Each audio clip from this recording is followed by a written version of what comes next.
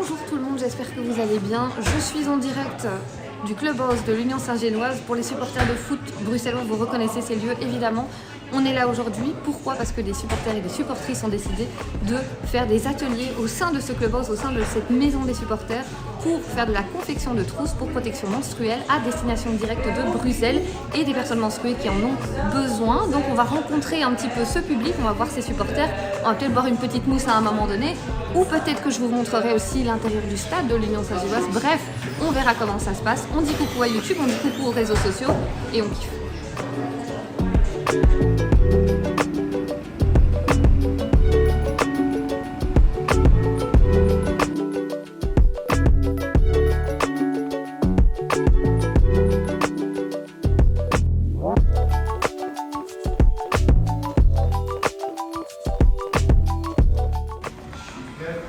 Bonjour, coucou.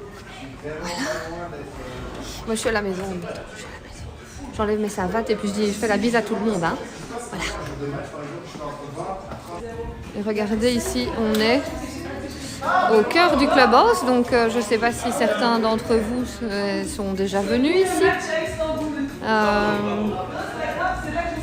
On est dans l'antre des supporters de l'Union, un bar mercerie incroyable. Et bien en fait, il se transforme en mercerie aujourd'hui pour accueillir ces messieurs-dames qui ont décidé de passer du temps à coudre et à faire des pochettes qui vont accueillir des protections menstruelles. Et donc c'est comme ça, via Natacha, que je vais vous présenter tout de suite, que je suis là ici, puisque ces messieurs-dames passent leur après-midi mercredi et bien plus tard encore à faire ce type d'atelier. C'est pas la première fois, c'est pas la dernière fois non plus.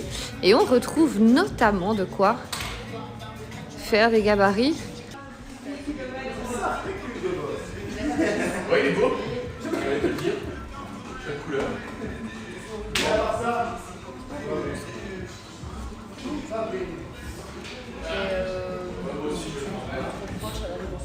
C'est notre très chère Natacha, évidemment. Comment est-ce que tu vas? Je vais bien. Ouais. Alors Natacha, du coup, je vais un peu t'introduire pour ceux qui ne te connaissent pas.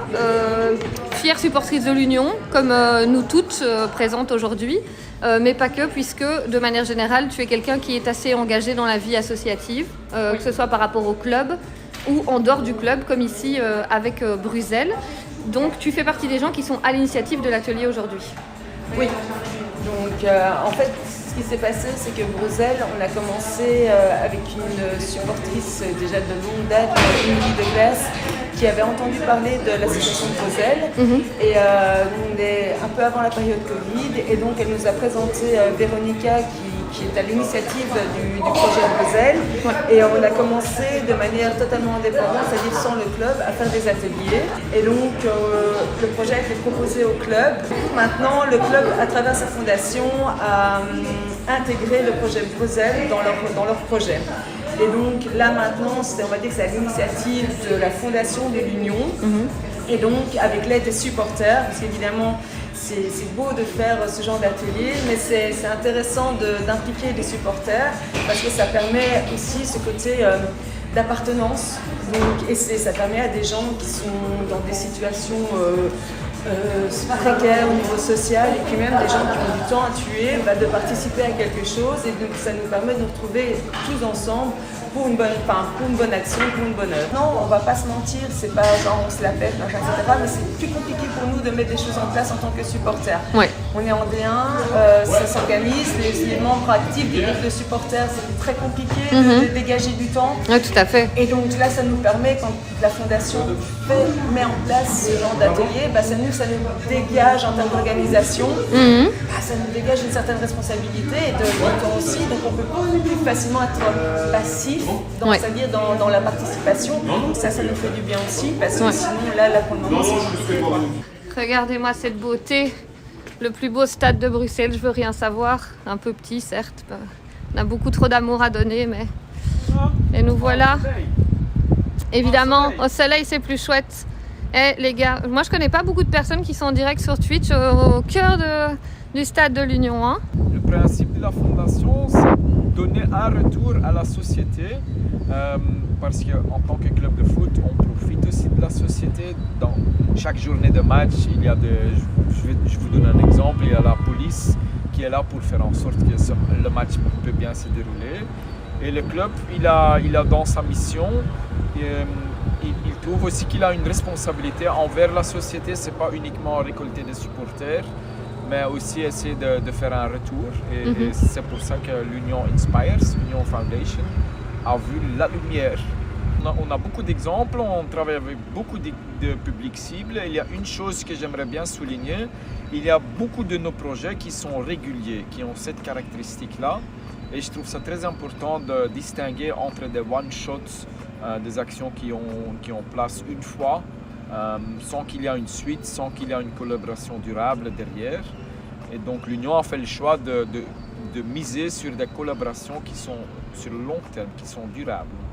Pour vous donner quelques exemples, c'est toujours plus chouette. On travaille ensemble avec United Belgium et Hobo, un centre d'activité, centre-ville, où on travaille avec des gens, on les appelle experts en survie, mais c'est des gens qui ont un sac à dos un peu plus lourd que les autres, que le nôtre, je vais dire. Et on organise avec eux des entraînements de foot, surtout pour leur donner le sentiment d'appartenir à un groupe, de travailler l'humain et pas vraiment le footballeur. Bien sûr, si le footballeur il s'améliore aussi un peu, c'est bien, mais c'est pas du tout l'objectif principal. Donc c'est ce genre de collaboration qu'on essaie toujours de mettre en place, de faire chaque semaine quelque chose avec le même public. Ouais. On a le même principe pour une équipe de faits d'asile qu'on appelle World Team. On a le même principe avec des gens avec un déficit mental. La semaine passée, on est parti jouer un tournoi avec l'équipe Handi Foot à Pervé. Donc ça, c'est toute une journée. Pour vous donner une autre perspective dans l'avenir, le 18, on joue à Crossing Schaerbeek. Ouais, près de chez moi. La journée. Le 25, on part avec l'équipe de United jouer un tournoi à Louvain. Et tous les entraînements, ils sont en fonction de ça pour que les gens, on ne va pas partir avec 25 pour jouer un tournoi. Mais s'il y a 25 personnes qui aimeraient bien jouer au foot, qu'on peut leur offrir, quoi. Il y a pas mal d'initiatives qui viennent des supporters même, qui sont nées dans les groupes de supporters. Moi, j'ai rien à voir là-dessus. On essaye de faire les ponts avec les supporters aussi, mais il y a beaucoup d'actions qui sont, je vais dire, mises en place par eux. Il y a quelques projets où les deux ils se retrouvent, le club, l'Union Inspires et les supporters, mais ça ne compte pas pour tous les projets et je trouve que ça dit beaucoup sur la culture dans nos supporters, l'âme de ce club, parce que c'est des gens engagés qui sont toujours dans des projets sociaux, qui sont attirés par ça. Et c'est une motivation intrinsèque, ça vient vraiment de l'intérieur. Je pense que c'est une volonté chez beaucoup de nos supporters de pouvoir faire quelque chose, une petite pierre pour faire changer la direction. Est-ce que c'est pas beau? Est-ce qu'on n'est pas bien accueillis, s'il vous plaît, à l'Union Saint-Gilloise en direct de ce stade, donc ici sur Twitch et puis sur YouTube et sur tous les réseaux sociaux. On est là avec les supporters, avec la fondation, avec Union Inspire, on est là tous ensemble parce qu'il y a des projets qui se mettent ensemble, des projets humains, des projets de supporters, des projets qui lient justement tous ces groupes-là. Il y a des collectifs de supporters, de seniors qui aiment le foot qui sont là pour confectionner ensemble des trousses pour protection périodique, c'est quand même fou. Et j'ai la chance d'être dans mon cœur un petit peu, puisque ici ma tribune est n'est pas très loin, mais je suis là moi généralement quand il y a foot. Les gars, c'est quand même incroyable. L'Union Saint-Gilloise sait recevoir, c'est magnifique.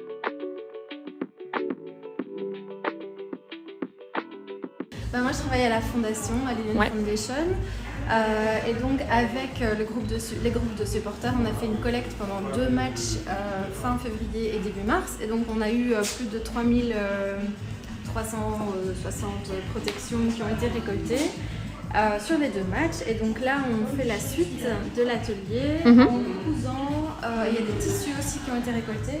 Et donc là on fait les pochettes, donc je sais pas si tu veux voir. Yes.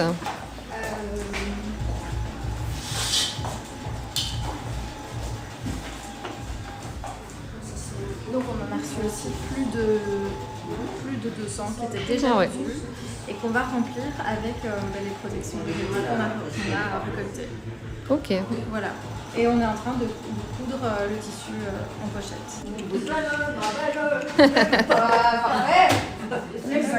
C'est vrai que les paroles elles collent, hein, c'est très bien. Hein. Est-ce que du coup je peux me permettre de te poser quelques petites questions? Donc toi tu travailles au sein de Bruxelles, du coup, de base. Ici tu es amené à travailler avec des supporters, des supportrices. Mais justement, est-ce que ça se fait souvent, ça, des ateliers en dehors de Bruxelles au final? Puisque ici en live, nous on a vu un atelier au sein de l'association.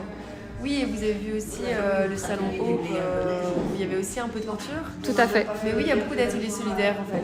Donc il y a pas mal de groupes de couture qui se mobilisent pour... voilà, il y a des petits projets de couture, voilà, on refait un pantalon, on refait une petite manche ou quoi. Mais parfois, elles se disent ok, tous les X, une fois par mois, on va coudre des trousses Bruxelles. C'est avec des bibliothèques aussi, donc voilà, il y a vraiment pas mal d'espaces en fait qui s'épuisent, soit une fois, soit de manière régulière quand même. Et c'est grâce à ça qu'on a un peu de la matière à remplir parce que... C'est ça. Il y a pas parce que si on... Enfin, déjà, Bruxelles organise beaucoup d'ateliers, pas qu'à Bruxelles en plus, un peu partout, même en Flandre. Mais ce genre d'atelier-là permet justement d'avoir assez de stock. Je dis assez entre guillemets parce que est-ce qu'il y a vraiment assez? En tout cas, ça permet un stock supplémentaire. On n'a jamais assez de trousses. C'est ça. On n'a jamais assez de trousses. On a souvent assez de serviettes, ça va. Et il y a aussi des caisses à bananes, un peu comme ça, qu'on peut trouver gratuitement. Ouais. Vous pouvez regarder ça va encore, on nous les retourne. Mais les trousses, on n'a jamais assez de trousses. Et en fait, oui, ce genre d'atelier-là, c'est plutôt convivial. En fait, l'idée, c'est de se rencontrer, de parler, tout ça, donc ça c'est chouette. Mais voilà, les ateliers, il y a vraiment beaucoup de couturières, c'est aussi le moment où là, ils vont coudre beaucoup. Ouais. Donc là, j'ai un peu montré comment il fallait faire, c'est pas très compliqué à faire. Si la personne se dit ok, moi je me sens à l'aise de coudre, en fait ça va quoi. Mais c'est une trousse cousue, c'est une personne aidée. Ouais. Donc peu importe d'en faire 5 ou d'en faire 50, ça reste positif, ça a un impact, même déjà une personne aidée, c'est déjà super. Donc en fait, Bruxelles, c'est une association qui fait de la sensibilisation autour des règles et qui lutte contre la précarité menstruelle et qui fait toute une série de distributions de trousses qu'en fait on récolte des serviettes hygiéniques emballées en emballage individuel. On en met une vingtaine par trousse et en fait je vais vous montrer les trousses, le produit fini. Ici par exemple on a une trousse qui est là et qui peut accueillir donc des serviettes menstruelles dedans, qui va pouvoir être distribuée. Donc les personnes qui sont en précarité menstruelle, qui en ont besoin, etc. vont pouvoir garder en plus cette petite pochette.